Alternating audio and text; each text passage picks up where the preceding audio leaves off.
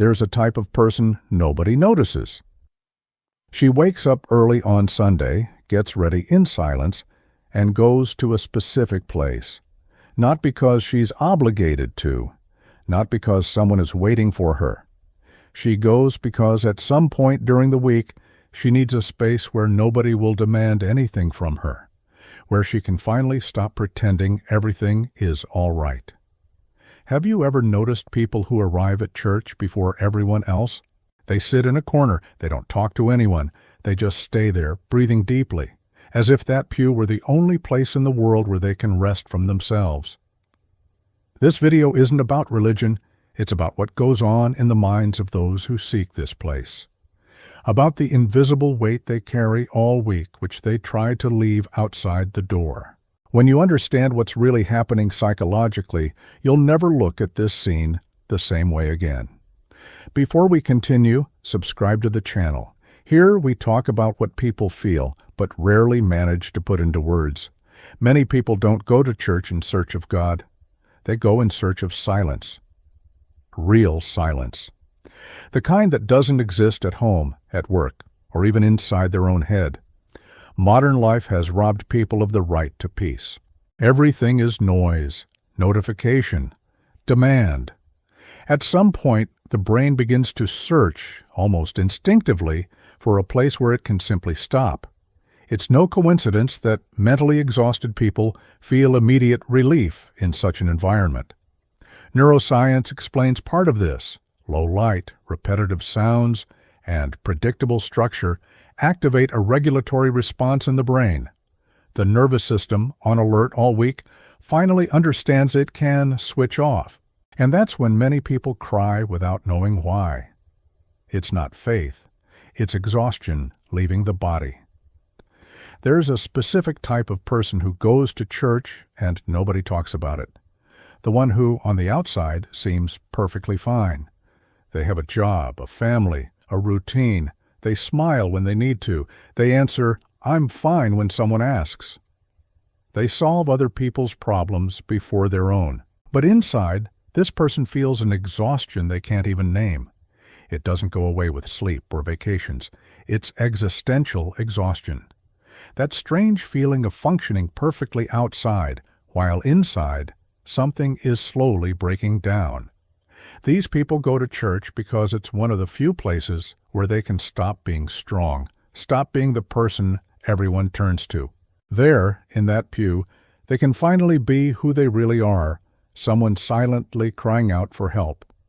Perhaps this is the most honest form of prayer that exists, not prayer with beautiful words, but that prayer made only of breath, with eyes closed, and a phrase repeated internally, "I can't carry this alone anymore." There's a modern pain few people know how to name, the pain of not belonging anywhere. People have many contacts, but few connections. Many groups on their phones, but no one to call in the middle of the night. The brain wasn't made to withstand this kind of loneliness.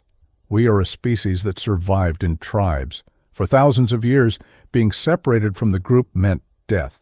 Even today, this programming remains alive within us. When a person feels disconnected for too long, anxiety increases, sleep decreases, the sense of purpose is reduced.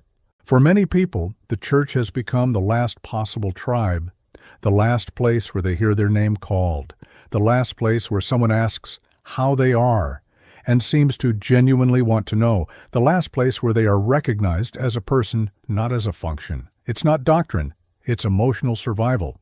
If you've identified with anything so far, leave a comment with the word silence. And if this video is touching you in any way, leave a like. This helps more people find this content.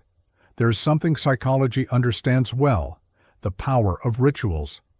When life is out of control, the brain seeks, almost instinctively, anything that offers predictability.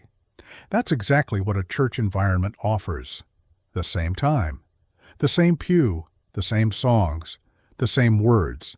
This is profoundly therapeutic. The brain, when exposed to predictable structures, releases neurotransmitters linked to feelings of security. That's why people going through chaotic times, divorce, bereavement, job loss, illness, often return to church, not because they've become more religious, because their brains are crying out for help. They're searching for anything stable in a world that has lost its meaning. That brings us to prayer. That person praying with eyes closed is doing something modern therapists have spent decades trying to teach under other names, organizing their inner chaos into words, letting out what they can't say to anyone, allowing themselves to feel, without judgment, what they had to repress all week. Prayer, for many people, is the only therapy they've found, the only time they can cry without having to explain why, the only time they can admit, without shame, that they're scared, tired, that they don't know what to do with their lives. That's why so many leave church with red eyes and lighter hearts, not because something supernatural happened, but because for the first time that week they allowed themselves to be human. Human beings don't only die from hunger, thirst, or disease, they also die when they lose hope. That's one of the deepest reasons people continue going to church, even when their lives don't seem to be improving. They don't go because they believe everything will work out. They go because they need to believe it can. Hope isn't certainty. Hope is the minimum fuel needed to keep waking up the next day. Look closely at the people inside a church. There's a woman supporting her entire family alone, a man who lost his job and hasn't told anyone, a young man depressed and pretending too well, a couple on the verge of divorce still arriving holding hands, a mother exhausted from being strong, a father who hasn't cried in 20 years. All of them are there for the same reason, even if each calls it by a different name. They are trying not to fall apart, trying to hold on for another week, another month, another year. Nobody sees it. Because these people learned early that showing weakness is dangerous, that asking for help is inconvenient, that crying is exposure. So they chose a place where they can do all that without having to explain anything, a place where vulnerability doesn't need a caption. There's a feeling that affects everyone at some point, but almost no one can describe. It's that feeling of doing everything right, but something is missing, of achieving things but feeling nothing, of living but not being present.